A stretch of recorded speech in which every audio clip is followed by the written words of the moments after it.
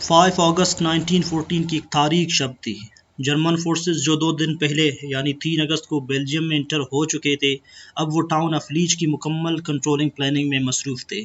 चूँकि जर्मनी की basic goal France पे अटैक करना था, लेकिन उसके लिए लीच का कंट्रोल बहुत ज़रूरी था।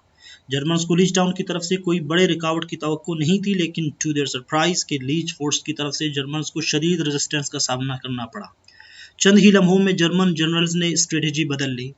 उन्हें सीज टैक्टिक को इस्तेमाल करना पड़ा। उन्होंने सोफिस्टिकेटेड टाइप्स के तोपों के ज़रिए फोर्स को डिस्ट्रॉय करने की कामयाब कोशिश की। तोप के शेल्स 12,000 फीट हवा में उड़ने के बाद फोर्स से टकराकर उन्हें डैमेज करते हैं। लीच फोर्स मजबूत होने के बावजूद जर्मन हाउसर्स के सामने नहीं टिक सके। 13 अगस्त तक लीच टाउन के सारे किले सरेंडर कर चुके थे और यून जर्मनी को लीच टाउन के कंट्रोल के बाद फ्रांस पे अटैक करने का रास्ता मिल गया। ये शुरुआत थी एक खौफनाक जंग की, जिसने यूरोप और वर्ल्ड हिस्ट्री में एक नए दौर का आगाज़ कर दिया। दोस्तों, मैं हूं ज़रबरोज़ादा। उम्मीद करता हूं आप फिट फॉट होंगे। आज हम कॉन्सेप्ट्स ऑफ इंटरनेशनल रिलेशंस के सीरीज़ के सिलसिले में वर्ल्ड वार 1 पे बात करने जा रहे हैं। आज हम इस टॉपिक के अंदर इस आउटलाइन को डिस्कस करेंगे। सबसे पहले हम वर्ल्ड वार 1 को इंट्रोड्यूस कराएंगे, उसके बाद हम रीज़न बताएंगे कि वाई टू स्टडी WW1, और इसके बाद हम सिनेरियो को एक्सप्लेन करेंगे कि 1940 में यानी वर्ल्ड वार 1 से पहले दुनिया की सिनेरियो कैसी थी। उसके बाद प्री वॉर इवेंट्स, यानी कुछ इवेंट्स हुए थे जंग से पहले स्टेट्स के दरमियान, और फिर काजेज ऑफ वॉर और कॉन्सिक्वेंसेस ऑफ वॉर, और हु टू ब्लेम, रिस्पॉन्सिबिलिटी किस पे डालनी चाहिए। इंडस्ट्रियल रेवोल्यूशन के बाद यूरोप ने बहुत ज़्यादा तरक्की की in terms of economy, politics और मिलिट्री। हर सूरत में, हर एक मैदान में यूरोप ने बहुत बड़ी तरक्की की। लेकिन अनफॉर्चुनेटली यूरोप को एक बहुत बड़े जंग का सामना करना पड़ा। जंग अजीम अव्वल यानी वर्ल्ड वार 1 वो जंग थी जिसने यूरोप के ग्रेट पावर्स को इन्वॉल्व किया, और ये जंग 1914 से स्टार्ट होकर 1918 तक जारी रही। 1918 के लास्ट तक यानी 1919 में वो दाखिल हो चुकी थी। यानी 4 साल की ये खौफनाक जंग, इसने 2 बड़े अलायंसेस के दरमियान जो लड़ी गई। एक अलायंस उसमें थी ट्रिपल एंटेंट और दूसरी सेंट्रल पावर। तो इस पहले अलायंस में इंग्लैंड, फ्रांस और रशिया थे, और दूसरे अलायंस में सेंट्रल पावर्स जिसे ट्रिपल अलायंस भी कहते हैं, उसमें जर्मनी और ऑस्ट्रिया हंगरी और इटली थे। यानी ये बहुत बड़े ग्रेट पावर्स थे उस टाइम के यूरोप में। तो ये जंग एक बहुत बड़ी खौफनाक जंग थी जिसने हिस्ट्री को बिल्कुल चेंज करके रख दी। इसमें 70 मिलियन आर्म फोर्सेस इन्वॉल्व थे, यानी मोबिलाइज्ड थे। इस जो स्टेट्स, जो ग्रेट पावर्स, इन दोनों तरफ से जो लड़ रहे थे, 70 मिलियन आर्म फोर्सेस इनकी इन्वॉल्व थे जंग में, और इसमें 15 मिलियन लोग मारे गए। जितने जो फाइटिंग स्टेट्स थे जो लड़ रहे थे, उनके 15 मिलियन लोग मारे गए। इंफ्रास्ट्रक्चर, इकोनॉमी, मिलिट्री सब के सब वीक और क्रिपल्ड हो गए। इस जंग को इसके अलावा फर्स्ट वर्ल्ड वार भी कहते हैं, ग्रेट वार भी कहते हैं, और war to end all wars, यानी एक ऐसी जंग थी जिसने आगे आने वाले तमाम जंगों का रास्ता बंद कर दिया। लेकिन बदकिस्मती से ऐसा नहीं हुआ और दुनिया ने दूसरी जंग अजीम को एक्सपीरियंस कर दिया। Then a question arises, why study WW1? World war 1 को स्टडी क्यों करें? तो इसका जवाब ये है कि world war 1 is a turning point, यानी ये पहली वो जंग थी जिसने जंगों के नेचर और उनकी जो फॉर्म है उनको चेंज करके रख दिया। यानी पहले जितनी जंगें थी वो इस जंग से बिल्कुल अलग थी, क्योंकि इंडस्ट्रियल रेवोल्यूशन के बाद ये पहली बड़ी जंग थी जो स्टेट्स के दरमियान लड़ी गई। इंडस्ट्रियल रेवोल्यूशन के रिजल्ट में स्टेट्स ने different kinds of sophisticated weapons develop कर लिए थे, इसलिए ये जंग पहले जंगों की निस्बत बिल्कुल अलग है। तो इसकी मीनिंग ऑफ वॉर यानी बिल्कुल चेंज हो गई, क्योंकि ऐसे वेपन्स यूज़ किए गए इस वॉर में और ऐसे मिलिट्री टैक्टिक्स अडॉप्ट कर लिए गए जो पहले जंगों की निस्बत बिल्कुल मुख्तलिफ थी। और इसके अलावा इसकी वजह यह है कि जो लोग यूटोपियन सोचते हैं, यानी जो समझते हैं कि दुनिया जो है, यानी वर्ल्ड पॉलिटिक्स में जंगें नहीं होती, स्टेट्स के अंदर फ्रेंडशिप है, स्टेट सारे फ्रेंडली हैं, तो उनको ये पता होना चाहिए कि वर्ल्ड पॉलिटिक्स में किसी भी टाइम किसी भी सूरत में जंगें हो सकती हैं, और इसीलिए स्टेट्स को जंगों को अवॉइड करने के लिए पहले से पॉलिसी बनानी चाहिए। वर्ल्ड वॉर वन को समझने के लिए हमने उससे पहले के सिनेरियो को समझना है कि वर्ल्ड वॉर वन से पहले दुनिया कैसी थी, पॉलिटिक्स कैसी थी, इकोनॉमी कैसी थी, स्टेट्स कैसे थे। तो सबसे पहले हमने उन ग्रेट पावर्स को समझना है कि वो किस सिनेरियो में रह रहे थे। तो यूरोप वो रीजन थी जिसमें दुनिया के बड़े बड़े फैसले होते थे, यानी यूरोपियन कैपिटल्स में दुनिया के फैसले होते थे। और यूरोप में खुसूसन जर्मनी एक लीडिंग पावर थी in terms of economy and military. लेकिन अब जर्मनी पिग आयरन और स्टील के प्रोडक्शन में उसने ब्रिटेन को भी क्रॉस किया हुआ था, लेकिन कोल में अब भी ब्रिटेन जर्मनी से आगे था।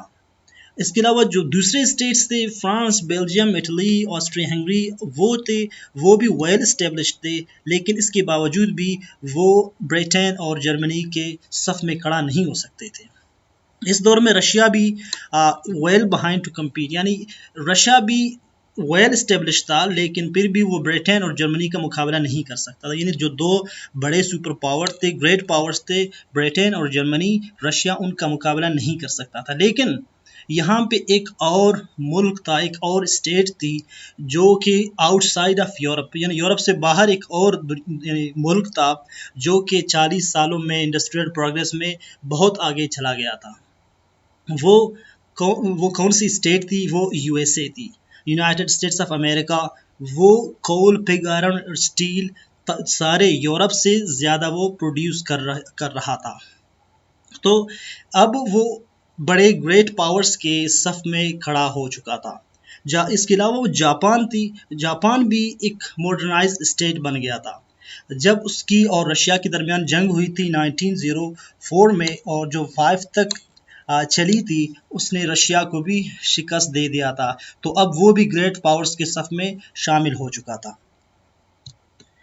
इन ग्रेट पावर्स के पॉलिटिकल सिस्टम भी एक दूसरे से डिफर करते थे, जैसे कि यूएसए, ब्रिटेन और फ्रांस वो डेमोक्रेटिक फॉर्म्स ऑफ गवर्नमेंट थे, यानी उनके जो रिप्रेजेंटेटिव थे पार्लियामेंट के, वो पीपल इलेक्ट करके भेजते थे और मुल्क चलाने में उनका एक बहुत बड़ा से होता।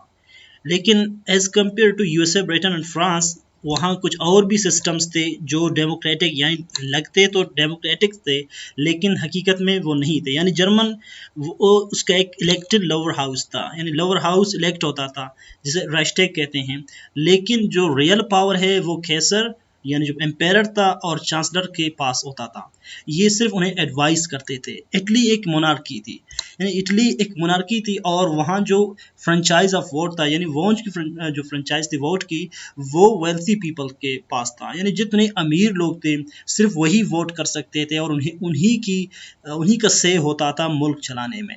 जापान के पास भी एक लोअर हाउस था, लेकिन इटली की तरह जापान भी उसकी वोट फ्रेंचाइज भी रिस्ट्रिक्टेड थी, यानी कुछ मखसूस लोग वोट कर सकते थे, बाकी आम आवाम वो वोट नहीं कर सकते थे। तो इसके अलावा जो रशिया और ऑस्ट्रिया थे वो भी उनमें ऑटोक्रेसी थी, यानी उनके जो रूलर्स थे वो ऑटोक्रेट्स थे, वो उनके पास सारा इख्तियार, सारा पावर उन रूलर्स के पास होता, जैसे कि जार्स हैं और किंग ऑफ ऑस्ट्रिया थे। उन दोनों के पास मुकम्मल इख्तियार होता था, यानी अगर वो चाहते तो किसी की एडवाइस ले लेते, अगर ना चाहते तो वो इग्नोर करते।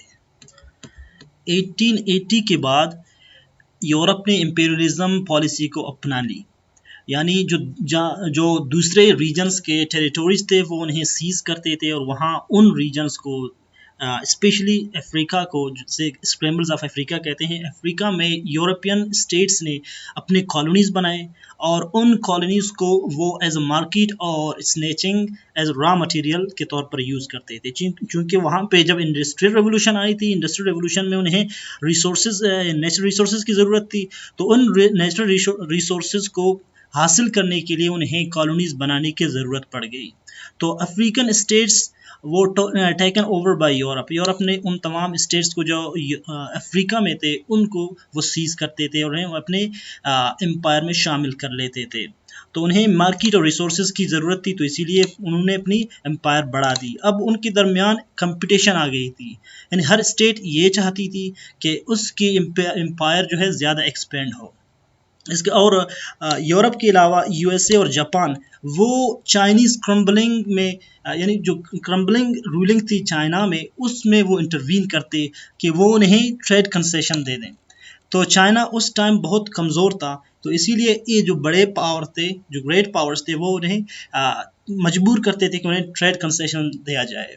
तो इससे मजबूर होकर जो चाइनीज़ लोग थे, उन्होंने अपने रूलिंग यानी रूलर्स की इनकम्पिटेंस से मजबूर होकर उन्होंने एक रिपब्लिक कायम की 1911 में। तो यूरोप दो हिस्सों में बढ़ चुका था, दो अलायंस में। एक को कहते हैं ट्रिपल अलायंस, जिसमें जर्मनी है, ऑस्ट्रिया हंगरी और इटली था, और दूसरे अलायंस में ट्रिपल एंटेंट में ब्रिटेन, फ्रांस और रशिया थे। तो ये दो अलायंसेस बन गए थे, यूरोप दो हिस्सों में बढ़ चुका था। तो फिर इन्हीं अलायंसेस ने एक दूसरे के साथ वर्ल्ड वार वन की बुनियाद रख दी, और वर्ल्ड वार वन में उन्होंने एक दूसरे के साथ जंग की। तो कुछ ऐसे काजेस थे जिन्होंने यूरोपियन स्टेट्स के दरमियान फ्रिक्शन पैदा कर ली। एक तो ये था कि ब्रिटेन और जर्मनी के दरमियान नेवल रेवलरी थी, यानी ब्रिटेन जो कि नेवल कैपेबिलिटी में सबसे आगे था, अब जर्मनी ने उसे यानी ओवरकम करने के लिए और उसे चैलेंज करने के लिए उसने अपने भी बैटल शिप्स और नेवल कैपेबिलिटी बढ़ानी शुरू कर दी। तो एक कंपटीशन बन गई जर्मनी और ब्रिटेन के दरमियान। इसके अलावा जर्मन वर्ल्ड पॉलिटिक है, वर्ल्ड पॉलिटिक यानी वर्ल्ड पॉलिसी। जर्मन एक वर्ल्ड पॉलिसी बनाई कि वो अपने एम्पायर को एक्सपेंड कर ले। हालांकि उसने पैसिफिक और अफ्रीका में डिफरेंट एरियाज़ को, टेरिटोरीज़ को उन्होंने सीज़ की थी, लेकिन इसके बावजूद अब भी वो चाहते थे कि वो मज़ीद अपने एम्पायर को बढ़ा दे। लेकिन वो ये समझता था, जर्मनी ये समझता था कि उसके रास्ते में जो सबसे बड़ी रुकावट है वो रशिया, फ्रांस और ब्रिटेन है, यानी वो नहीं चाहते कि जर्मन एम्पायर एक्सपेंड हो। तो इसीलिए फिर उनके दरमियान एक दूसरे को वो एनिमी के नज़र से देखने शुरू हो गए। और रशिया भी सस्पिशियस था, यानी उसे भी शक था कि ऑस्ट्रिया और जर्मनी मिलकर बल्कान स्टेट्स में अपना इन्फ्लुएंस बढ़ाएंगे। जर्मनी चूंकि एक मिलिट्री और इकोनॉमिक पावर बन चुका था, तो ऑस्ट्रिया भी एक दूसरे के साथ वो एलाइड थे, तो रशिया को ये शक था, एक खौफ था कि वो बल्कान स्टेट्स में अपना असर बढ़ाएंगे, जिससे रशिया को नुकसान होगा।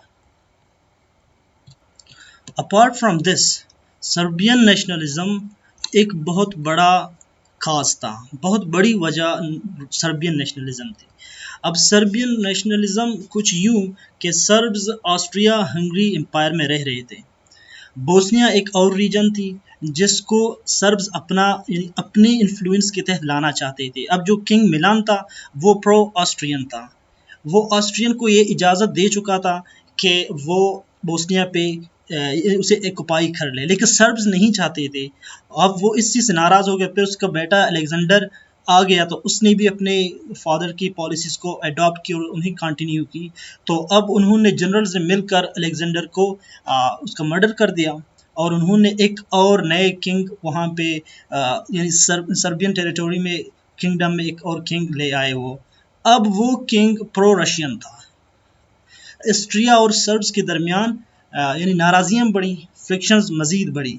तो फिर जितने वो क्राउड्स और सर्ब्स थे ऑस्ट्रियन हंगरियन एम्पायर में, वो उन्हें एक इंडिपेंडेंट स्टेट्स के तौर पर देखना चाहते थे।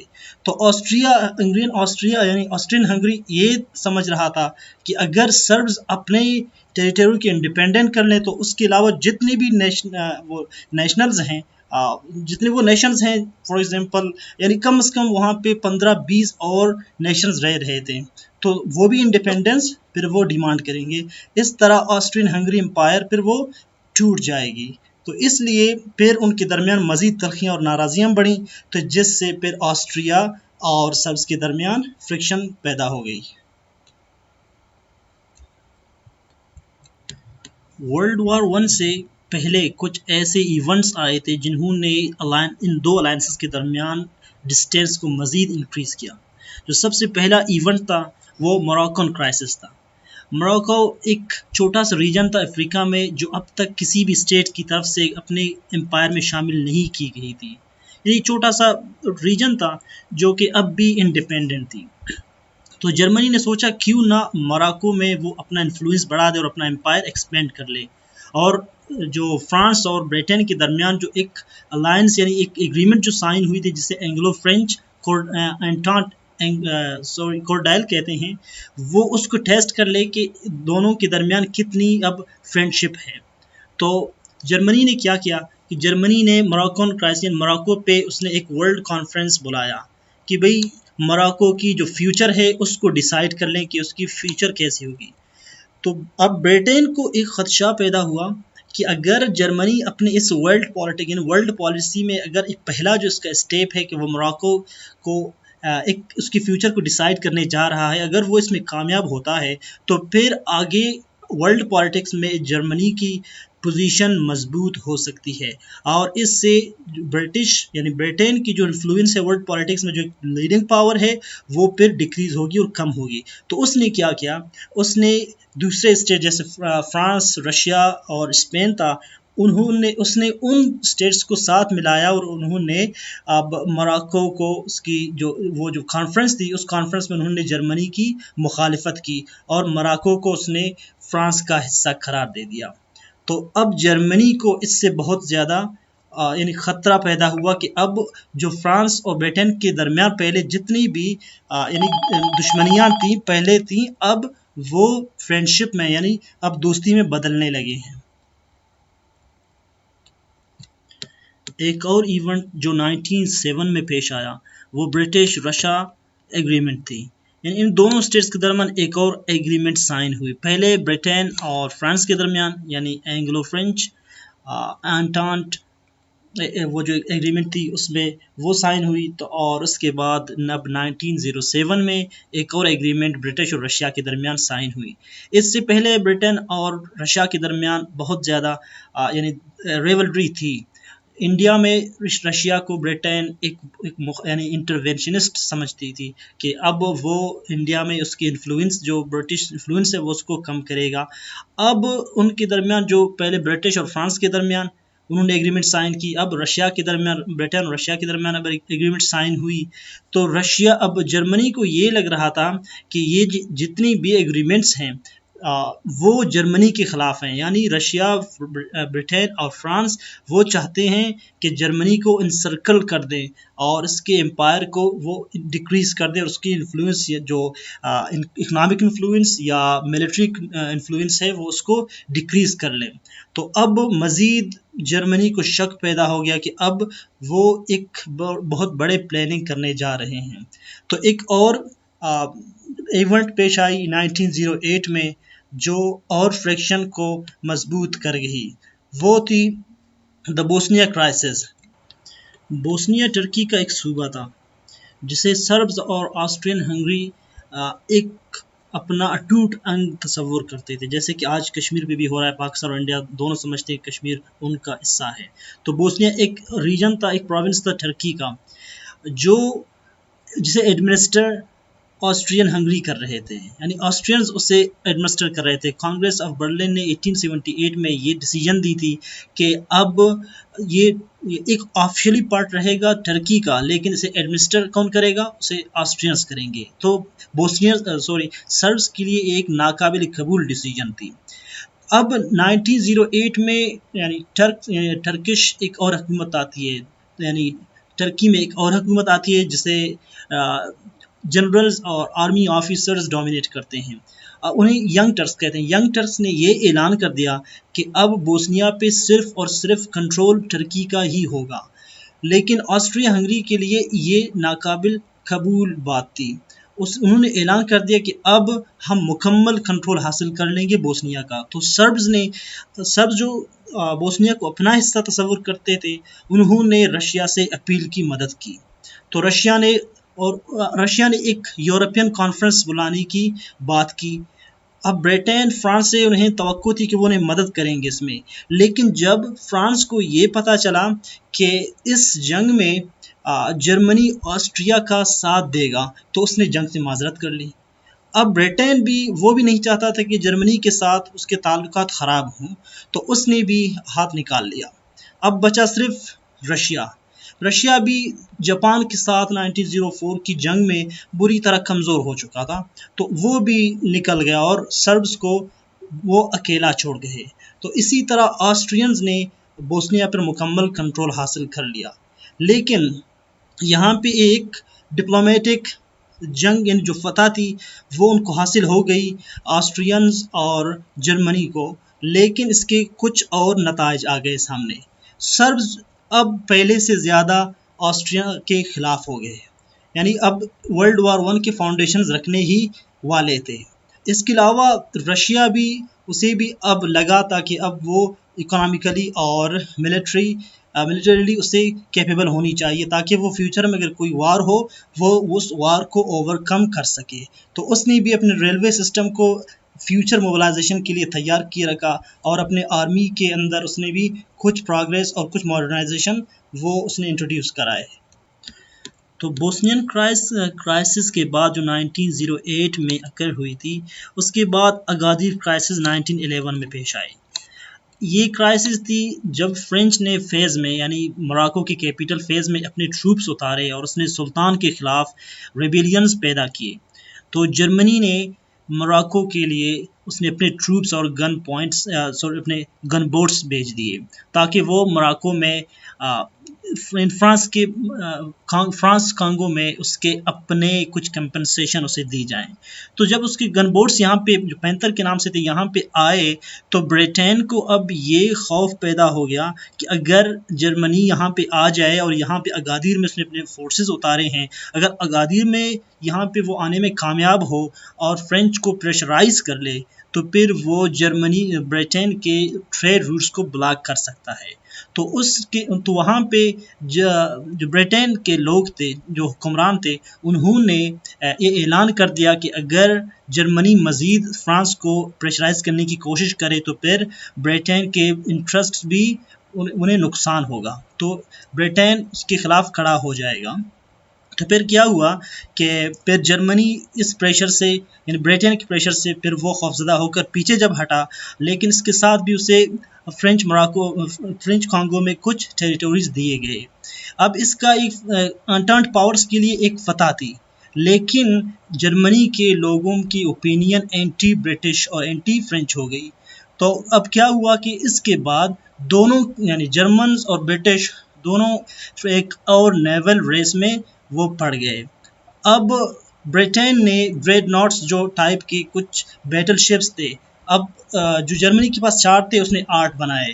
तो अब उनको लग रहा था कि आगे फ्यूचर जितने डेवलपमेंट्स होंगे वो मज़ीद इंटेंस होंगे। तो फिर क्या हुआ कि आगे एक और इवेंट्स पैदा हुई। तो बल्कान वॉर 1912 में स्टार्ट हुई। ये वॉर बल्कान लीग की तरफ से ऑटोमन टर्की पे अटैक्स थे, एक सीरीज़ ऑफ अटैक्स थे। इसमें उनका ये मकसद था कि ऑटोमन एम्पायर से, जिसे सिक मैन ऑफ यूरोप कहते थे, यानी ऑटोमन एम्पायर बहुत ज़्यादा वीक हो चुकी थी, तो वो चाहते थे कि वो ज़्यादा से ज़्यादा टेरिटरी गेन कर लें। फिर क्या हुआ कि ब्रिटेन और जर्मनी ने एक साथ एक सेटलमेंट डिसाइड की। इसमें ये हुआ कि जर्मनी और ब्रिटेन ने ये सेटलमेंट पे वो यानी डिसाइड कर ली कि अब जितने स्टेट्स ने जितने टेरिटरी ऑटोमन एम्पायर से स्नैच कर ली है, वो अब आगे उसे रोक दें, ताकि मज़ीद कोई फ्यूचर कॉन्फ्लिक्ट अवॉइड हो सके। तो लेकिन सर्बिया को इस चीज़ से, वो इस चीज़ पे नाराज़ थी। वो चाहता था कि उससे अल्बानिया मिल जाए, जबकि ऑस्ट्रिया नहीं चाहता था। ऑस्ट्रिया, जर्मनी और ब्रिटेन, उन्होंने यह डिसाइड कर लिया था कि अल्बानिया एक इंडिपेंडेंट स्टेट रहेगी। लेकिन सर्ब्स ये चाहते थे कि उन्हें जब अल्बानिया मिल जाए तो फिर उन्हें सी रूट्स पे, यानी सी की तरफ उन्हें ट्रेड रूट्स के लिए रास्ता मिल जाएगा। लेकिन इस चीज़ से वो इत्तेफाक नहीं कर पाए और फिर सर्बिया इस चीज़ पे मज़ीद नाराज़ हो गया। 1913 में सेकेंड बल्कान वार होती है। सर्ब्स और बल्गारियंस के दरमियान सेकेंड बल्कान वार्स होती है।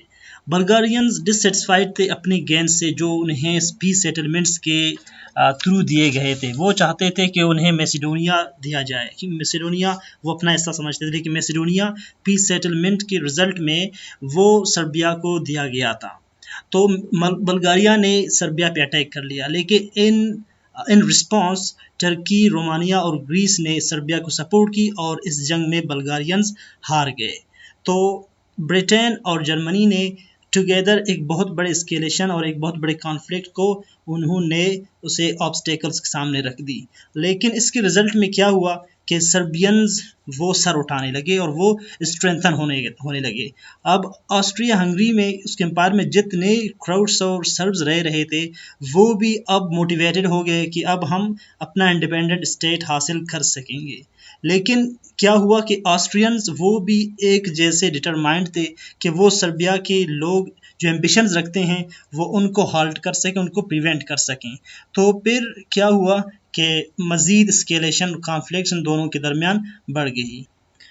ये सबसे बड़ा और आखिरी फैक्टर था जिसके बाद वर्ल्ड वार वन छिड़ चुकी थी। तो फ्रांस जोसेफ जो कि ऑस्ट्रिया हंगरी का एम्पायर था, उसका भतीजा और future heir of the throne वो सराजेवो यानी जो बोस्निया का कैपिटल था उसमें एक ऑफिशियल विजिट पे आया था। तो एक सर्ब टेररिस्ट ने उसे निशाना बनाया और उसका मर्डर कर दिया। ऑस्ट्रिया हंगरी ने सर्ब गवर्नमेंट को इसका जिम्मेदार ठहराया और इसके साथ उसने कुछ हार्श अल्टीमेटम दे दिया जिनमें से अक्सर उसने इन सर्बिया ने वो डिमांड्स एक्सेप्ट कर ली, लेकिन इसके बावजूद उसे जंग करने का अब बहाना मिल चुका था। तो ऑस्ट्रिया हंगरी ने 28 जुलाई को सर्बिया पे हमला कर दिया। तो रशिया ने देखा कि अब उसे हेल्प करना चाहिए, तो उसने 29 जुलाई को उसने उस पे वापस उस पे हमला कर दिया और वो सर्ब्स के हेल्प के लिए आए। तो जब ये देखा जर्मनी ने जब रशिया के जनरल मोबिलाइजेशन को देखा तो उसने कहा कि इसे आप अवॉइड कर ले, वापस कर ले। तो रशिया ने कंप्लाई नहीं किया, बात नहीं मानी। तो फिर जर्मनी ने 31 जुलाई को रशिया पे हमला कर दिया और 3 अगस्त को उसने फ्रांस पे हमला कर दिया। लेकिन फ्रांस पे हमला करने से पहले उसे बेल्जियम के रास्ते जाना था और 1839 में ब्रिटेन ने ये प्रॉमिस किया था कि वो बेल्जियम के न्यूट्रलिटी पोजीशन स्टेटस को वो डिफेंड करेगा। तो उसने इसको डिफेंड करने के लिए उसने फिर जब यहाँ पे आया तो उसने जर्मनी पे अटैक कर लिया और यूं फिर ये जंग मज़ीद स्प्रेड होती गई और यूं ये वर्ल्ड वार वन में ट्रांसफॉर्म हो गई। तो वो प्रिंस की मर्डर मैन काज थी वो फर्स्ट वर्ल्ड वार की, जिसके बाद वर्ल्ड वार वन स्टार्ट हो गई और ये जंग 4 साल तक जारी रही। लेकिन इसके अलावा इसके और भी कुछ काजेज़ हैं। ये तो प्री वार इवेंट्स हैं जो वर्ल्ड वार वन से पहले यानी पेश आए, लेकिन कुछ और काजेज़ भी हिस्टोरियंस बताते हैं। वो ये कहते हैं कि अगर ब्लेम करें तो किसको ब्लेम करें, ये आगे हम डिस्कस करेंगे कि कौन सी स्टेट को ब्लेम करना चाहिए जंग के लिए। हिस्टोरियंस जब वर्ल्ड वार वन के काजेज़ को एनालाइज करते हैं तो वो डिफरेंट ओपिनियंस रखते हैं। फॉर एग्जांपल जॉर्ज केनन जो कि एक अमेरिकन हिस्टोरियन और डिप्लोमेट हैं, उनका ये ओपिनियन है कि जो अलायंस 1894 में फ्रांस और रशिया के दरमियान जो एग्रीमेंट साइन हुई थी, जो अलायंस साइन हुई थी, उसने यूरोप के फेट को डिसाइड कर लिया। यानी जब वर्ल्ड वार वन स्टार्ट हो गई तो जर्मनी को हर सूरत में ऑस्ट्रिया का साथ देना था, क्योंकि अगर वो साथ नहीं देता तो इसका मतलब ये है कि जर्मनी वीक है और जर्मनी को अपना फेस सेविंग करना था। और रशिया को भी सर्बिया का साथ देना था क्योंकि वो उनको हेल्प करने का वादा कर चुका था और दो ग्रेट पावर्स होने की वजह से उन्होंने जंग में अपना हिस्सा डाल दिया। तो इसीलिए वो कहते हैं कि अगर अलायंसेस न होते तो वो एक दूसरे की मदद के लिए ना आते और एक वर्ल्ड वार स्टार्ट ना होती। जबकि इनका जो दूसरा ओपिनियन है, वो दूसरा ओपिनियन ये है कि अलायंसेस इसकी जिम्मेदार नहीं है, क्योंकि अलायंसेस से पहले भी थे।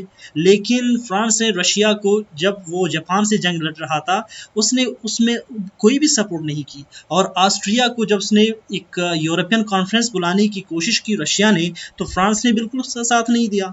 और ऑस्ट्रिया जब जर्मनी और वहाँ पे उसका कुछ मसला चल रहा था तो उसने वहाँ भी उसकी कोई हेल्प नहीं की। तो वो कहते हैं कि इनको कोई ब्लेम नहीं करना चाहिए अलायंसेस को, बल्कि कुछ और रीजंस हैं। यानी वो रीज़न क्या है, एक ये है कि सर्बिया और ऑस्ट्रिया के दरमियान जो बढ़ते इख्तिलाफात थे उन्होंने वर्ल्ड वार वन के फाउंडेशंस ले कर दिए। यानी ये अलायंसेस उसकी ज़िम्मेदार नहीं है। अब आगे एक और रीज़न है, colonial रेवलरी in Africa and far east. Africa को, स्क्रैम्बल्स ऑफ अफ्रीका का नाम आप लोगों ने सुना होगा कि यूरोपियन स्टेट्स ने अफ्रीका में अपने कॉलोनीज़ बनाए थे अपने एम्पायर को एक्सपेंड करने के लिए और अपने मार्केट और रिसोर्सेज हासिल करने के लिए उन्होंने अफ्रीका के टेरिटरीज़ को अपनी कॉलोनीज़ बनाए थे। तो as compare to other powers, Germany के पास इतने ज़्यादा टेरिटरीज़ नहीं थे, यानी दूसरे जो यूरोपियन ग्रेट पावर्स थे उनके पास ज़्यादा कॉलोनीज़ थी, ज़्यादा टेरिटरीज थे, जबकि जर्मनी के पास कम थी। तो वो कहते हैं कि जर्मनी की जेलसी की वजह से उस, यानी कि जो इम्पेरियल गेन्स हैं वो दूसरे स्टेट से कम थी, तो उसने अपनी इन्फ्लुएंस बढ़ाने के लिए अपनी कैपेबिलिटी बढ़ाई, अपनी मिलिट्री और इकोनॉमिक कैपेबिलिटी बढ़ाई और लेकिन फिर इसके कंट्रास्ट में कुछ स्टोरीज कहते हैं कि नहीं, ऐसा नहीं है। 1914 में एंग्लो जर्मन एक पैक्ट साइन हुई थी, दोनों स्टेट्स के दरमियान, ब्रिटेन और जर्मनी के दरमियान एक पैक्ट साइन हुई थी जो कि जर्मनी के फेवर में था, यानी वो जो पोर्चुगीज कॉलोनीज थे वो उनको डिवाइड कर रहे थे, तो जर्मनी को ज़्यादा मिली थी उनसे। वो कहते हैं कि ये काज नहीं है, लेकिन इसके साथ एक और बात है कि नेवल रेवलरी यानी जर्मनी और ब्रिटेन के दरमियान वाकई में बड़ी थी और यही नेवल रेवलरी आगे जाकर मजीद डिस्टेंस का सबब बना। तो जर्मनी और ब्रिटेन के दरमियान नेवल रेस वो बढ़ गई, कंपटीशन में दोनों स्टेट्स आ गए हैं। तो फिर क्या हुआ कि अल्फ्रेड महान एक हिस्टोरियन है, वो सी पावर की राइटिंग, सी पावर्स के बारे में बात करता है और लिखता है। वो कहता है कि जिसने सीज को कंट्रोल कर लिया वो एक ग्रेट एम्पायर बिल्डअप कर सकता है, यानी वो ट्रेड, जब सी के ट्रेड रूट्स को जब वो ऑक्युपाई कर ले, उन्हें कंट्रोल कर ले, तो सारी दुनिया के अंदर वो अपने ट्रेड बढ़ा सकता है और उन्हें वो दूसरे स्टेट्स के इन्फ्लुएंस को भी कंट्रोल कर सकता है। अल्फ्रेड महान के राइटिंग से, सी पावर्स की राइटिंग से जर्मनी इंस्पायर्ड था। वो चाहता था कि वो ज़्यादा से ज़्यादा सी रूट्स पे कब्जा करे और उन्हें कंट्रोल कर ले, तो उसके लिए उसे ज़रूरी थी कि वो अपनी नेवल कैपेबिलिटी को बढ़ाए, यानी उसके पास नेवल आर्मीमेंट्स हों, नेवल मिलिट्री, नेवल बैटलशिप्स हों। तो उसने क्या किया फिर कि अब चूंकि लीड, जो यूरोपियन लीड नेवल की वो ब्रिटेन के पास थी, तो जर्मनी चाहता था कि वो उसे क्रॉस कर ले और उससे ज़्यादा कैपेबिलिटी हासिल कर ले। तो फिर क्या हुआ कि जर्मनी ने ड्रेडनॉट्स 1906 में बनाए। ड्रेडनॉट्स सिर्फ ब्रिटेन के पास थे, जो बैटलशिप्स थे, जो सोफिस्टिकेटेड बैटलशिप्स थे, उसके पास ही थे। जर्मनी ने जब ड्रेडनॉट्स बनाए 1906 में, तो अब ब्रिटेन को ये खौफ पैदा हुआ कि अब वो कैपेबिलिटी को, ब्रिटेन की कैपेबिलिटी को कम करेगी और जर्मनी की कैपेबिलिटी में आगे बढ़ेगा। तो फिर नेवल रेस स्टार्ट हुई 1914 में ब्रिटेन और जर्मनी के दरमियान। फिर कुछ हिस्टोरियंस कहते हैं कि ये एक इकोनॉमिक राइवलरी थी, यानी जर्मनी और ब्रिटेन दोनों अपनी इकोनॉमिक कैपेबिलिटी को बढ़ाने की कोशिश में थे, यानी लस्ट फॉर इकोनॉमिक मास्टरी। दोनों चाहते थे कि यूरोप में और बियॉन्ड यूरोप उनकी इकोनॉमिक मास्टरी हो, ताकि वो वर्ल्ड को कंट्रोल कर सकें, वो अपनी हेजमनी इस्टेब्लिश कर सकें। लेकिन फिर कुछ स्टूडेंट्स इसके कंट्रास्ट में ये कहते हैं कि ब्रिटेन और जर्मनी दोनों इकोनॉमिकली बिल्कुल कैपेबल थे। ऐसा नहीं था कि जर्मनी ब्रिटेन से बहुत पीछे है, लेकिन कहते हैं कि ब्रिटेन के पास half of trade in world trade उसके पास था। फिर जो मार्क्सिस्ट हिस्टोरियंस हैं वो कहते हैं कि इस जंग की ब्लेम कैपिटलिस्ट सिस्टम है, कि कैपिटलिस्ट सिस्टम में स्टेट अपनी कैपेबिलिटी को बढ़ाने के लिए जंग का सहारा लेते हैं। लेकिन फिर भी इसको आप जर्मन और ब्रिटिश कंपटीशन कह सकते हैं कि उनकी कंपटीशन की वजह से वर्ल्ड वॉर 1 हुई, एक रीज़न हो सकता है। एक और reason Russian support for Serbia है। वो कहते हैं कि अगर रशिया सर्बिया को सपोर्ट नहीं करता तो फिर हो सकता है कि सर्बिया अपना एटीट्यूड इतना हार्श नहीं रखता, लेकिन जब रशिया ने सर्बिया को सपोर्ट किया तो सर्बिया का जो बिहेवियर है, एटीट्यूड है ऑस्ट्रिया की तरफ, वो हार्श हो गया। फिर Russian general mobilisation supporting Serbia, जब जंग शुरू होती है तो रशिया अपनी जनरल, यानी अपनी आर्मी की जनरल मोबिलाइजेशन की हुक्म दे देता है और फिर उसकी आर्मी जर्मनी की तरफ निकल पड़ते हैं। तो ये इसका रिजल्ट फिर ये होता है कि जर्मनी जब देखता है कि रशिया ने जनरल मोबिलाइजेशन को हुक्म दे दिया, जो कि जर्मनी के एग्जिस्टेंस के लिए खतरा है, क्योंकि दोनों राइवल स्टेट्स थे, तो जर्मनी को ये थ्रेट पैदा हो गया, तो जर्मनी ने भी जनरल मोबिलाइजेशन का हुक्म दे दिया। जब इसकी आर्मी और उसकी आर्मीज जब दोनों मोबिलाइजेशन की तरफ चले गए, तो फिर वॉर अवॉइड नहीं कर पाए।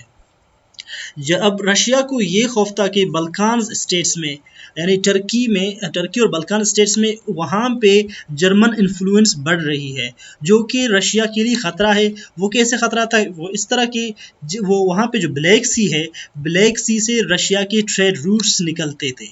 तो अब रशिया को ये लग रहा था कि अगर जर्मनी वहाँ पे ट्रेड रूट्स को ब्लॉक कर ले, तो फिर रशिया के ट्रेड रूट्स सारे बंद हो जाएंगे, ब्लॉक हो जाएंगे।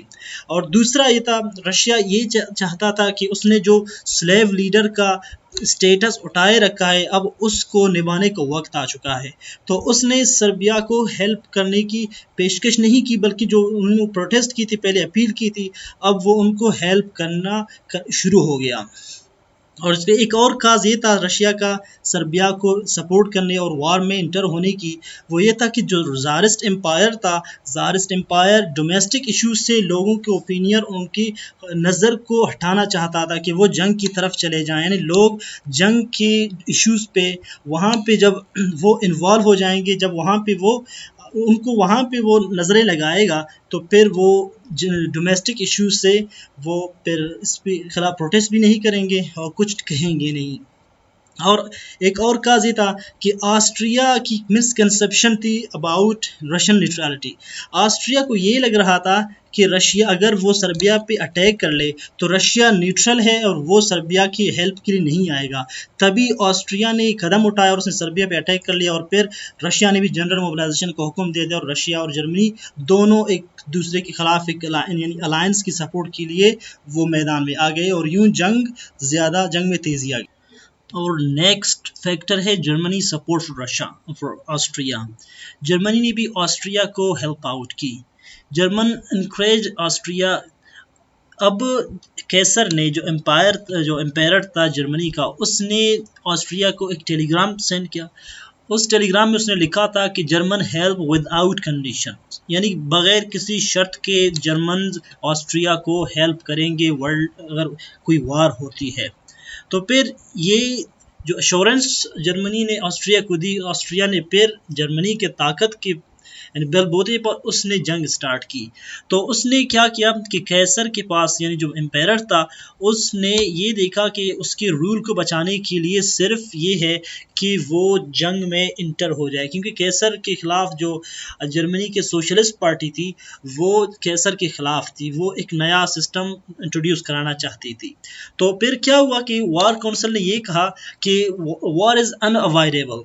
वो जो चीफ थी जर्मन जनरल स्टाफ के, उसने ये कहा वॉर इज़ अनअवॉइडेबल, जंग को अब नहीं रोका जा सकता, द सूनर द बेटर, जितनी जल्दी हो बेहतर है, यानी जंग अब होनी चाहिए, क्योंकि जर्मनी को थ्रेट था रशिया से भी, फ्रांस और ब्रिटेन से। उसने कहा जितनी जल्द जंग हो बस ख़त्म होनी चाहिए।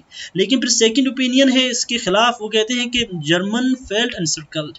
वो कहते हैं कि जर्मनी पे सारा ब्लेम नहीं डालना चाहिए, बल्कि जर्मनी को खुद खतरा था, खुद वो इनसिक्योर फील कर रहा था इन 3 स्टेट से। तो इसीलिए वो जब वो सर्कल फील कर रहा था, तो फिर इसीलिए उसने ऑस्ट्रिया को हेल्प आउट किया, ताकि जंग में वो अपने राइवल स्टेट्स को शिकस्त दे दें और फिर वो अपनी हेजमनी और अपनी इनसिक्योरिटी ख़त्म कर सकें। तो thread by British naval and massive Russian military. अब रशिया की मिलिट्री भी वो भी एक्सपेंड हो रही थी, और ब्रिटेन भी अपने नेवल कैपेबिलिटी को बढ़ा रही थी। तो ये दोनों चीज़ें जर्मनी के लिए तशवीशनाक थी। तभी वो कहते हैं कि उसने जंग में अपना हिस्सा डाल दिया। और इसके अलावा फ्रांस भी रशिया को सपोर्ट कर रहा था, उसे लोन एड्स वगैरह दे रहा था। तो वो इन फ्रेंडशिप और इस अलायंस को देखकर उसे भी इनसिक्योरिटी फील हुई थी।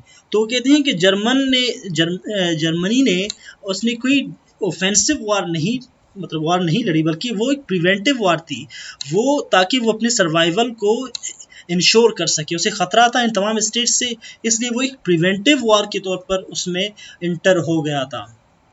थर्ड ओपिनियन ये कहती है कि रिजेक्ट बोथ पॉइंट्स, वो कहती है दोनों पॉइंट्स गलत हैं।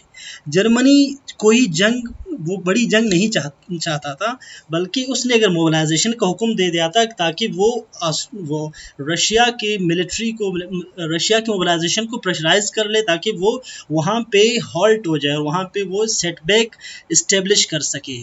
तो वो कहते हैं सपोर्टिंग रशिया का, ऑस्ट्रिया का मतलब रशिया पे अटैक करना नहीं था, बल्कि उसे प्रेशराइज करना था ताकि वो अपनी मोबिलाइजेशन को वो वहाँ पे रोक सके।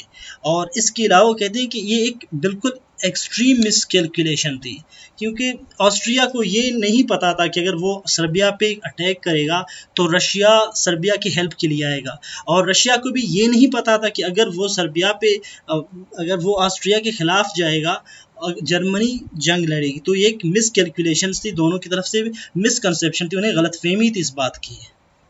कुछ हिस्टोरियंस का ये ख्याल है कि ग्रेट पावर्स मोबिलाइजेशन प्लान्स उन्होंने जंग को मज़ीद एस्केलेशन की तरफ ले गए। तो वो कहते हैं कि जर्मन श्लाइफन प्लान जो था उसका ये मतलब था कि अगर जर्मनी कभी रशिया पे अटैक कर ले तो रशिया की हेल्प के लिए फ्रांस आएगा, तो इसीलिए फ्रांस को पहले उसे ठिकाने लगाना है। तो इसीलिए जब जंग स्टार्ट होती है तो फ्रांस पे पहले हमला करने के लिए जर्मनी ट्रूप्स भेजता है। तो जब वो बेल्जियम चले जाते हैं जो फ्रांस को अटैक करने के लिए, तो फिर रशिया अपना टाइमली मोबिलाइजेशन स्टार्ट करता है, क्योंकि जर्मनी को ये लगता है कि अगर रशियन मोबिलाइजेशन स्टार्ट हो तो रशियन मोबिलाइजेशन बहुत स्लो है, तो इसीलिए पहले वो फ्रांस को वहाँ पे उसके सामने ऑब्स्टेकल रख दें और फिर वो रशिया की तरफ वापस आ जाएं। लेकिन रशिया की मोबिलाइजेशन टाइमली थी, इसीलिए फिर जर्मनी भी वो भी मजबूर होगी कि वो अपनी मोबिलाइजेशन स्टार्ट कर ले रशिया की तरफ। तो रशिया को अब जर्मनी को दो फ्रंट पे लड़ना थी, एक यानी बेल्जियन फ्रंट है और दूसरी ईस्ट फ्रंट यानी रशिया फ्रंट है। पहले उसे एक जानिब यानी एक तरफ एक फ्रंट पे लड़ना थी, लेकिन अब उसे दो जगहों पे लड़ना पड़ी। तो जब जर्मन ट्रूप्स ने क्रॉस किया बल्कान यानी बल्कान से आगे जब वो चले गए यानी बेल्जियम में एंटर हो गए, तो उन्होंने बेल्जियम की न्यूट्रलिटी को उन्होंने वायलेट किया। तो जब उन्होंने बेल्जियम की न्यूट्रलिटी को वायलेट किया तो ब्रिटेन उसकी हेल्प के लिए मैदान में आ गया। तो अब दो वॉर फ्रंट्स हो गए, फ्रेंच और रशिया, यानी जर्मनी को दो फ्रंट्स पे अब लड़ना थी। जर्मन कैसर और चांसलर ये चाह रहे थे कि श्लाइफन प्लान उस पर पूरा अमल दरामद ना हो, बल्कि उसके कुछ पार्ट्स पे अमल हो। यानी वो चाहते थे कि फ्रांस पे वो अपनी ट्रूप्स वापस बुला लें और रशियन फ्रंट पे वो लड़ें, ताकि जो ब्रिटेन की इन्वॉल्वमेंट है वो उसे अवॉइड कर सकें, क्योंकि ब्रिटेन और फ्रांस की अलायंस में एक दूसरे की हेल्प की मतलब वो प्रॉमिस कर चुके थे, यानी असाइन कर चुके थे कि in case of war they will help each other, वो एक दूसरे की मदद करेंगे। तो इसीलिए वो चाहते थे कि एक फ्रंट पे लड़ाई हो। लेकिन मोटके जो कि chief of the German general staff था, उसने उनकी इस डिसीजन को रिफ्यूज़ कर दिया, उसने फुल श्लाइफन प्लान को अडॉप्ट करने की बात की। तो यहाँ बात इस नहज पे आ गई थी कि जो जनरल्स थे उन्होंने पॉलिटिशियन से सारे फैसले ले लिए थे, अब फैसला सिर्फ उन्हीं के हाथ में था। और लास्ट फैक्टर है वो ट्रेजेडी ऑफ मिसकैलकुलेशन है, यानी ऑस्ट्रेलियन हिस्टोरियन जो LCF ट्यूनर है उसका इंटरप्रिटेशन ये है कि ये वॉर अगर इनविटेबल हुई तो ट्रेजेडी ऑफ मिसकैलकुलेशन की वजह से हुई। यानी स्टेट्स किसी भी सेटलमेंट्स पे आ सकते थे, लेकिन इसकी वजह ये है कि वो इस मिसकंसेप्शन का शिकार हो गए।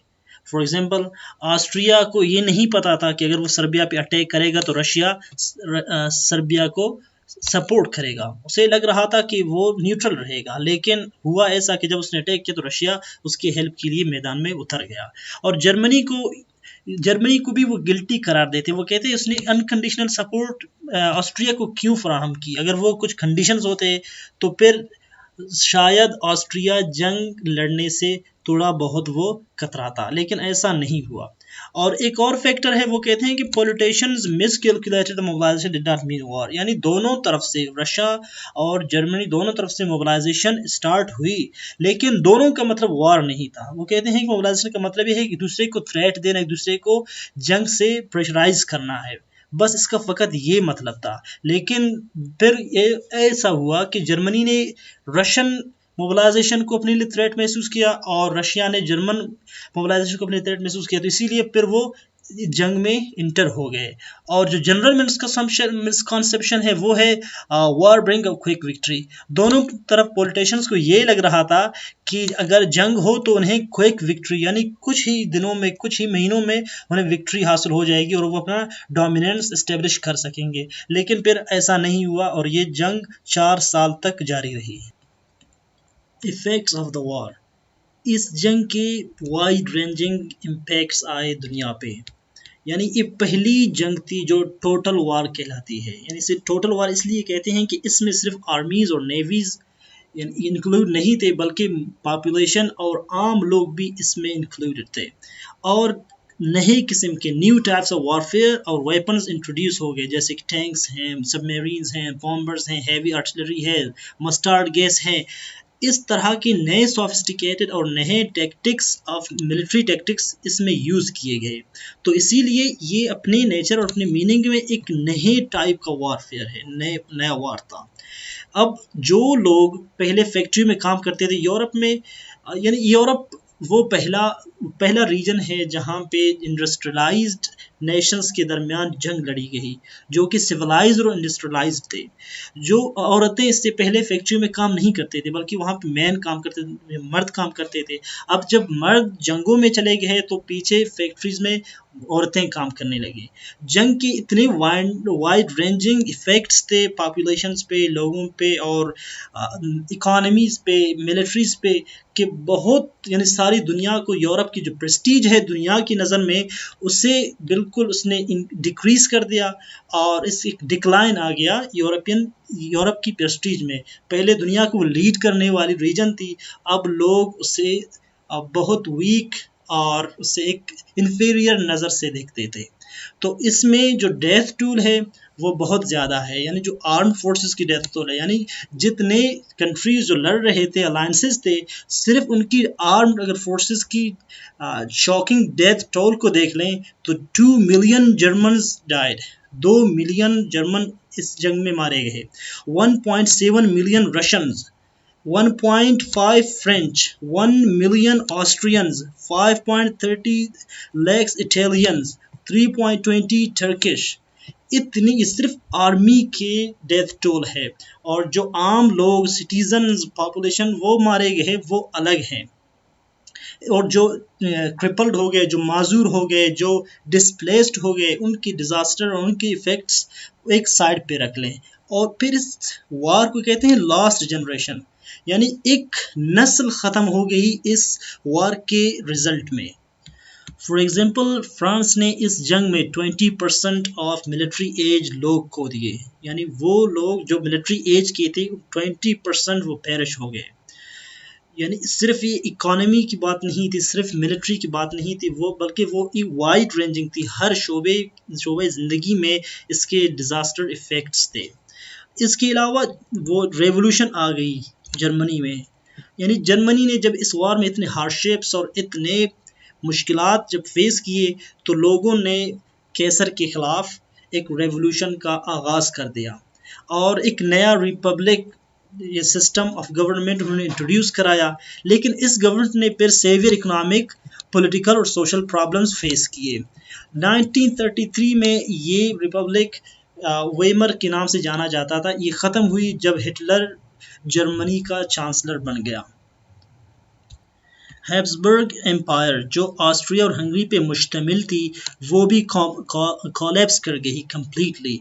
जितनी नेशनलिटीज़ थे इस एम्पायर में, कम से कम 15-20 से ज़्यादा नेशनलिटीज़ थे इसमें रह रहे थे, सब के सब ने इंडिपेंडेंट स्टेट्स डिक्लेयर किए अपने लिए, और ऑस्ट्रिया और हंगरी सेपरेटेड हो गए, वो भी एक अलग स्टेट और हंगरी भी एक अलग स्टेट बन गई। फिर रशिया में इसके इफ़ेक्ट्स ये आए कि बोल्शेविक रेवोल्यूशन वहाँ पे इसका आगाज़ हुआ। ज़ार निकोलस II उसका तख्त तोड़ा गया, उतारा गया उसे, और लेनिन ने कम्युनिस्ट रूल का नया कम्युनिस्ट सिस्टम वहाँ पे इंट्रोड्यूस कराया और उसने रूल करना शुरू कर दिया रशिया में। वॉर के अनफॉर्चुनेट रिजल्ट से इटली भी बच न सका। इटली के भी रिसोर्सेज डिस्ट्रॉयड हो गए और वो डेप्ट के अंदर गिर गया। मुसोलिनी ने इस गवर्नमेंट की अनपॉपुलरिटी से फ़ायदा उठाया और उसने अपना एक फाशिस्ट रिजीम डिक्टेटरशिप का इटली में कायम कर दिया, और ये पहली यूरोपियन स्टेट थी जिसने फाशिस्ट डिक्टेटरशिप को एक्सेप्ट कर लिया। सिर्फ यहाँ इसके इफ़ेक्ट सिर्फ यहाँ पे नहीं बल्कि आगे भी इसके इफ़ेक्ट्स वाइड रेंजिंग हैं। States outside Europe, Japan, China, USA benefited, लेकिन इस जंग से कुछ और स्टेट्स थे जिन्होंने भरपूर फ़ायदा उठाया इस जंग का। वो थे जापान, चाइना और यूएसए। ये वो स्टेट्स थे जो कि यानी जो इंडस्ट्रियल रेवोल्यूशन है उसके बाद दो स्टेट्स जापान और चाइना ने कम फ़ायदा उठाया वर्ल्ड वार फर्स्ट से पहले। लेकिन जब जंग स्टार्ट हो गई और European great powers, industrialised Nations, जब वो इन्वॉल्व हो गए वॉर में, तो इन्हें मौका मिल गया। इन्होंने अपना ट्रेड एक्सपेंड कर लिया। और जब यूएसए के अगर हम ट्रेड को देख लें 1914 से पहले ये 10% थी, यानी वर्ल्ड ट्रेड की शेयर में यूएसए का 10% था। लेकिन ये 10% 1919 में जब जंग ख़त्म हो चुकी थी यूएसए के ट्रेड शेयर्स 20% तक बढ़ चुके थे, नहीं यानी दोगुना हो गए थे। यूएसए को इससे बहुत बड़ा फ़ायदा मिल गया था और उसने अपने एक्सपोर्ट्स बढ़ा दिए थे। तो जो यानी यूरोपियन इंपोर्ट्स थे वो ख़त्म हो गए थे, वो नहीं आ रहे थे जंग की वजह से। तो जापान और चाइना ने अपने इंडस्ट्रियलाइजेशन के प्रोग्राम को शुरू किया। उन्होंने अपने इंडस्ट्रीज लगाए, तो फिर इससे जापान और चाइना की इकानमी में एक ज़बरदस्त बूस्ट आ गया। फ्यूचर को डिस्प्यूट्स को अवॉइड करने के लिए creation of league of Nations यानी लीग ऑफ नेशंस बनाया गया। एक ऑर्गेनाइजेशन थी जिसे विड्रो विल्सन जो कि अमेरिका का प्रेसिडेंट था उसने प्रपोज किया कि एक ऐसी ऑर्गेनाइजेशन हो जो कि स्टेट्स के दरमियान रिजॉल्व करे डिस्प्यूट्स को। यानी स्टेट्स जब डिस्प्यूट्स में पड़ जाते हैं तो फिर वे डिस्प्यूट्स स्केलेट करते हैं और फिर वो जंग की शक्ल इख्तियार करते हैं। तो उसने कहा कि एक मैकेनिज्म हो जो कि कलेक्टिव सिक्योरिटी की सूरत में हो, यानी जितने एग्रेसिव स्टेट्स हैं जो दूसरे स्टेट्स पे इन्वेड और अटैक करते हैं, एक कलेक्टिव सिक्योरिटी इनके खिलाफ लड़े। जो जैसा कि आज यूएनओ है, एक ऐसी ऑर्गेनाइजेशन हो जो कि सारे स्टेट्स वहाँ पे साइन कर लें और साइन करने के बाद अगर कोई स्टेट एग्रेसिव होती है और दूसरे स्टेट पे वो अटैक करती है तो फिर ये सारे मिलकर उस पर अटैक कर ले और उसकी इनसिक्योरिटी को वो बचा सकें, उस स्टेट को जिस पे वो हमला कर चुकी है। तो इसके बाद रेप्रेशंस लगाए गए जर्मनी पे रेप्रेशंस बहुत ज़्यादा यानी खौफनाक और बहुत बड़े ज़बरदस्त किस्म के रेप्रेशंस थे जो जर्मनी पे लगाए गए, वो जो विक्टोरियस पावर्स थे। जर्मनी पे इसलिए उन्होंने इस तरह के रेप्रेशन लगाए ताकि फ्यूचर में वो एक एग्रेसिव स्टेट की हैसियत से कोई दूसरे स्टेट पर दोबारा वो अटैक करने का हरगिज़ ना सोचे। उन्होंने जो विक्टोरियस पावर्स थे जैसे फ्रांस, ब्रिटेन और रशिया थे, उन्होंने इस पर नो कंस्क्रिप्शन यानी मिलिट्री के जितने जो ब्रांचेस हैं वो सिर्फ उनमें से 1 लाख ट्रूप्स वो रख सकती है स्टेट ऑफ जर्मनी और 6 बैटल शिप्स। उसके पास सिर्फ मिलिट्री के सूरत में सिर्फ ये 2 चीज़ें होंगे। और इसके अलावा वो एक्स कैसर जो एक्स यानी गुज़िश्ता एम्पायर था उसको उन्होंने वॉर क्राइम्स के लिए ट्रायल पे रखने के लिए यानी ट्रायल करने के लिए उन्होंने वॉर क्राइम्स के लिए उस पर यानी पनिशमेंट देने के लिए उसे पुट ऑन ट्रायल कर दिया। और चूँकि जर्मनी ने ज़्यादा नुकसान फ्रांस का किया था इसीलिए फ्रांस को बहुत ज़्यादा उस पर गुस्सा आ रहा था कि उस पर ज़्यादा से ज़्यादा रेप्रेशंस लगा जाएं ताकि जर्मनी फ्यूचर में इस तरह का कोई हरकत ना करे, उसे फ्यूचर से अवॉइड करने से अटैक्स और उसके एग्रेशन को। और 600 मिलियन अमाउंट इतनी बड़ी रकम जर्मनी पे एज रेप्रेशंस लगा दी गई उसे पनिशमेंट के तौर पर जो एलाइज ने फिक्स्ड कर दी। हालांकि ये बहुत बड़ी अमाउंट थी जो जर्मनी अदा नहीं कर सकता था, लेकिन स्टेट्स ये चाहते थे, जो विक्टोरियस पावर्स थे वो ये चाहते थे कि रेप्रेशंस पे ज़्यादा हों ताकि फ्यूचर में कोई इस तरह का हरकत कभी ना करे। हालांकि ब्रिटेन चाहता था कि रेपरेशंस कुछ नॉर्मल हो, लेकिन फ्रांस और रशिया वो इस पे बहुत उन्हें गुस्सा था क्योंकि नुकसान उनका ज़्यादा हुआ था। तो आज हम अपना ये टॉपिक यहाँ पे कंक्लूड करते हैं इस उम्मीद के साथ कि आप लोगों को हमारी ये छोटी सी कोशिश पसंद आ गई होगी। हम मिलते हैं एक नई वीडियो में ट्रीटी ऑफ वर्साइल, जो कि इस वर्ल्ड वार वन के बाद साइन हुई थी, उसमें हम बात करेंगे। अब ट्रीटी ऑफ वर्साइल्स में आगे जो वर्ल्ड वार के आगे जो डेवलपमेंट्स हैं उन पे भी हम बात करेंगे। फिलहाल हमें इजाज़त दीजिए, अपना बहुत ज़्यादा ख्याल रखिएगा। Take care and bye.